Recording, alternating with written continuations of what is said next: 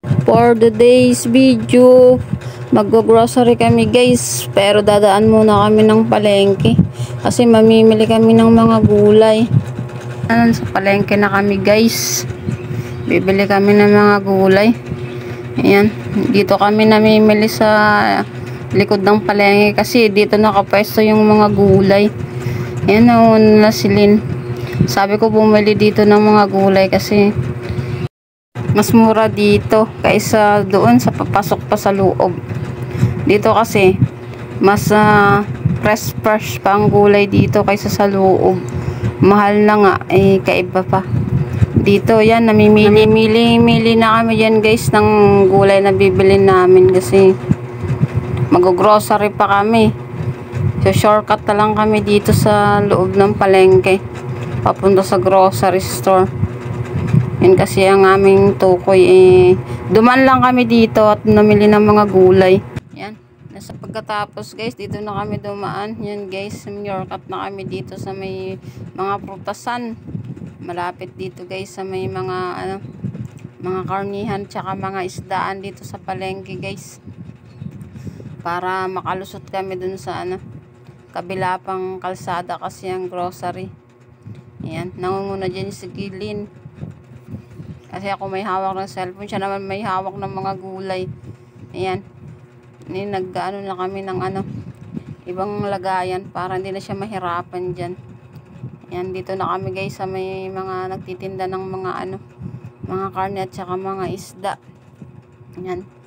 Malapit-lapit na kami dyan guys sa sa grocery. Palabas na dyan kami guys ng palengke. Ayan guys, nakarating na kami sa grocery. Dito na kami sa wakas.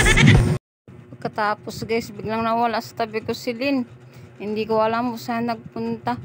Hinahanap ko siya guys, bigla kasi siyang nawala. Oh my god, nasaan ang bebe ko? Pagkatapos hinahanap ko siya ng hinanap, hindi ko pa siya guys nakikita. Hinanap ko siya ng hinanap. Ayun guys, nakita ko na siya guys. Naghanap pala siya guys ng pushcart pala ang kinuha niya. Ang laki-laki guys. Pupunoy niya to ng laman. Utas ako sa tawa dito guys. Pushcart ang kinuha niya. Tsaka sa basket guys. Daming laman. Nilapitan ko siya dyan guys. Tapos sabi ko, nanguha ka pala ng pushcart pala ang kinuha mo. Daming laman dito bek. Tapos iniwanan ko siya dyan guys. Naghanap din ako guys ng aking bibilin. Kaya iniwanan ko siya dyan. Babalikan ko din siya maya-maya dyan. Pag nahanap ko na ang aking bibilhin.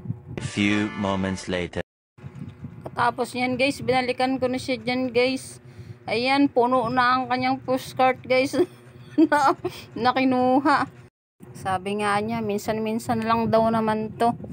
Kaya sulitin na, sabi ni Lynn. Pagkatapos guys, at pupunta na kami dyan sa counter na yan kasi ang pinamili niya madami na. Tama na, sabi ko kasi madami na to, mahal na to. Sabi ko, kaway-kaway muna.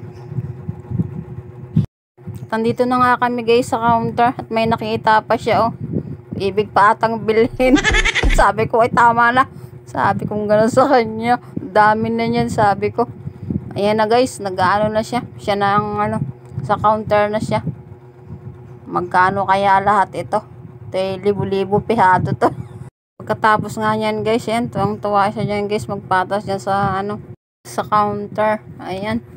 Punong-puno ng sa counter. May hawak pa siya sa kamay. Kaya isip niya guys dyan na nakalimutan niyang Nova niyang malaki hawak-hawak niya guys Nova niyang malaki. Katapos dyan guys, ang bilis niyang inilagay sa counter yung Nova niyang kinuhang malaki ang laki ng Nova niyang binili para bayaran mamaya. At ako'y inip na nga dyan guys. Sa wakas natapos na guys lahat. Ayan na guys ang aming pinagbayaran lahat guys, 5,600 higit. Sana all. Haba ng resibo guys.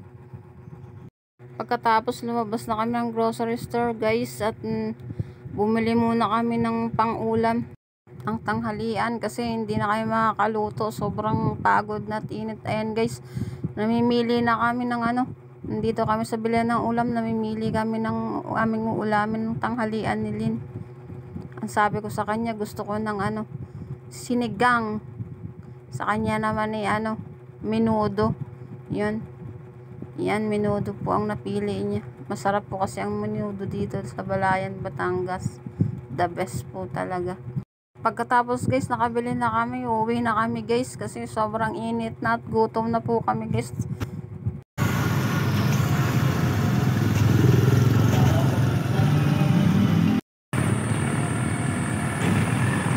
Guys, yan guys, sa wakas nakarating na kami sa bahay. Nandito na po kami. Sobrang init, grabe.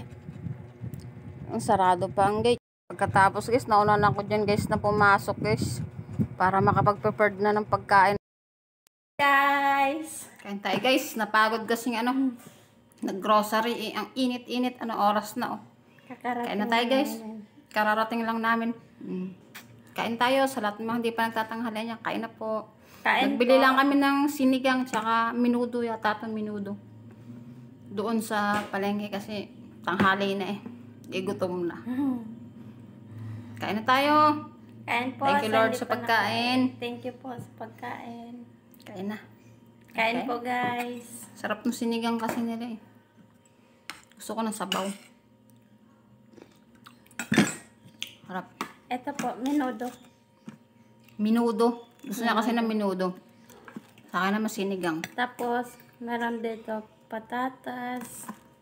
Sarap yung menudo dito sa Ito po. ang Balayan. Sarap niya. Bow. Ang sarap po. Kapang asim nga lang kanilang Daming nakain dun kasi sa palengke. Kain po guys. Daming tao tsaka ang init-init. Sobra. Pagod sa sa kapipili. Namalengke ba naman kasi ang init-init.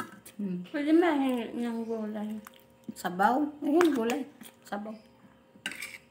Kain. Sa mga tiba kumakain dyan, kain na.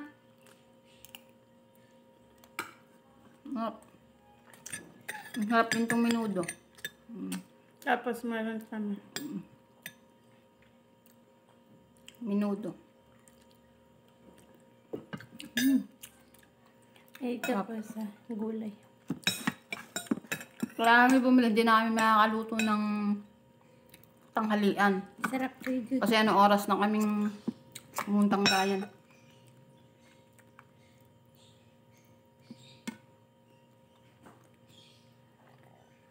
Kain po tayo guys. Sa tiba kumakain dyan, kain na po.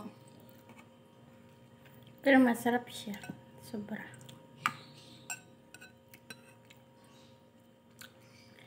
Gusto ko kasi sabaw. Gusto ko sabaw. Gabriel, laman niya guys. Ayan. Hanggang dito na lang guys. Thank you for watching. God bless. Bye,